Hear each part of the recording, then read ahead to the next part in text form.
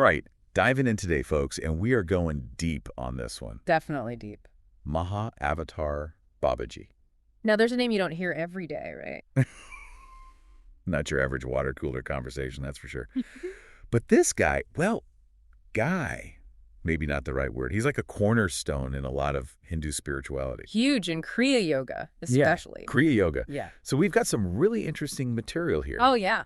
Yeah, laying out kind of who he's thought to be, Mm-hmm. how you might, get on his radar, what he taught. And the big one, right? Oh, yeah. Is it history or is it legend? Myth. Exactly. Wow. So what we're going to do today, our little mission, is to pull out the juiciest bits from all this about Babaji. So by the end, you're walking away with a solid picture of this, well, this enigma. Love it. Unpacking the enigma. Let's do it. Let's do it. So first off, who is Mahavtar Babaji? What are we working with here? Well, I'll tell you, everywhere you look, it's legendary status, almost like he's outside of time. Right. I mean, that autobiography of a yogi book. Yogananda Yeah. class. Exactly. It paints him as like this guiding hand across history, almost like he pops up to nudge humanity along spiritually. And that's the thing. It's not just he was someone way back when. It's more like he's still around, a manifestation, a guru for, who knows, maybe anyone on the path. Which leads us to immortal, right? Yeah. That's the claim. Achieved through some serious yogic practice. At least that's what the texts say. And then there's that whole appearing and disappearing thing. Yeah, that's where it gets a little Mind bending. mind-bending, yeah. So, okay, if we're talking about someone ageless, beyond our normal reality, how do you even start to connect? Not exactly like grabbing coffee, is it? No coffee dates with Babaji. What we see in these sources is that it's all about inner work. It's an inner experience. Through deep meditation, that sort of thing. Yeah, meditation, spiritual practice. You're not looking outward, you're shifting inward. So almost like tuning yourself in, right? Like a radio frequency. Exactly. You got to find the right resonance. So prep work is key. Absolutely. The material talks about sincere practice. Meditation, prayer, Selfless service, too. That's a big one. all to align yourself, attune yourself to, well, what they call higher states of consciousness. And that's, easier said than done. Think deeper awareness, perception beyond the usual. Your ego kind of steps back. You're connected to something bigger. And these practices, they quiet the mind, make space for, I guess, subtler levels of reality to come through. That's the idea, yeah. Not an overnight thing, though. No, not at all. And as for when this connection might happen, your guess is as good as mine. No set schedule. It's all about individual readiness, how dedicated you are. An open invitation, but also a lot of work. It's the journey, not the destination, right? That's spirituality in a nutshell. Totally. Yeah. Okay, so what about Babaji's teachings? What's the core message here? Well, Kriya Yoga is front and center. It's all about controlling your breath, pranayama, and deep meditation. And that leads to, Spiritual awakening, baby. that's the goal. Kriya Yoga sounds pretty direct. It is. It's got techniques, too, not just sitting there. You energize the spine, kind of wake up your consciousness subtly. Interesting. What else is in these teachings? Big one. All religions are one. No division.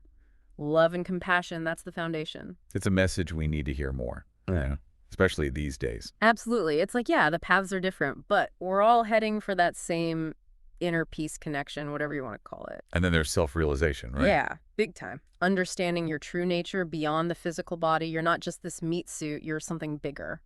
Deep stuff. Nah. So, okay, someone's listening. They're like, I'm in. I want to learn more, connect with Babaji. What do they actually do? Well, the texts are pretty clear. Regular meditation practice is number one. Makes sense. Quiet the mind. Exactly. Find that stillness, openness, like you're inviting something in. Okay, what else? Devotion, prayers, chanting, that sort of thing. Engages your heart, helps you surrender, be more receptive. And, of course, reading up. Oh, yeah. Gotta hit the books.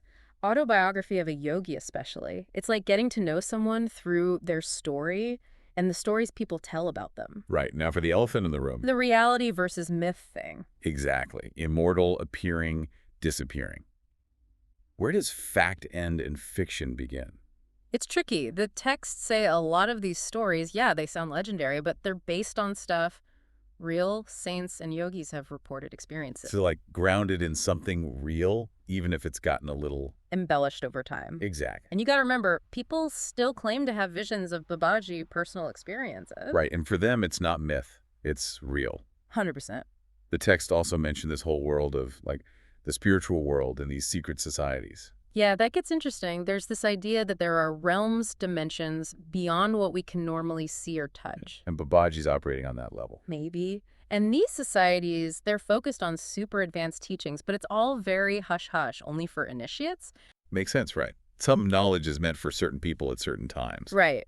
Like, Kriya Yoga itself is out there now, more accessible, but Babaji himself, he's still shrouded in mystery, which kind of adds to the whole secret society vibe. Totally. Yeah. Last thing, how does Babaji connect to other, spiritual bigwigs? They mentioned this spiritual lineage. Oh, yeah, he's not a solo act. Yeah. Lahiri Mahasaya is the main one. He brought Kriya Yoga to the world back in the 1800s, and Babaji was the one who initiated him. So it's like a chain passing down wisdom through the ages. Exactly. And they say Babaji's still working with other enlightened beings, guiding people on their path.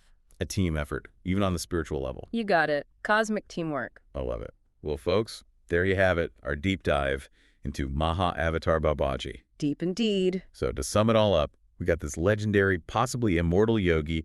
Kriya Yoga is his jam. Connecting with him is an inside job. You got to put in the work. Inner work, outer work, all the work. Right. His teachings, from what we can tell, they're all about unity, self-realization, and of course, Kriya Yoga itself. And then there's that whole mystery around him, the stories, the visions. Blends the historical and the mystical. Exactly. And one thing I want to emphasize. Hit me. It doesn't matter if you buy into the whole story, the whole mythos. What matters is that the teachings, the practices, they resonate with people. They help people. That's what makes it enduring, right? Totally. So here's something to ponder as we sign off. Figures like Babaji, they pop up across spiritual traditions for centuries. Like, what is it about us humans? Right. What need are these stories filling? And maybe even more importantly, in our world today, with all its skepticism and science, what's the lasting value in these practices, the things Babaji supposedly taught? Something to chew on for sure. That's it for us. Thanks for diving deep with us. Until next time.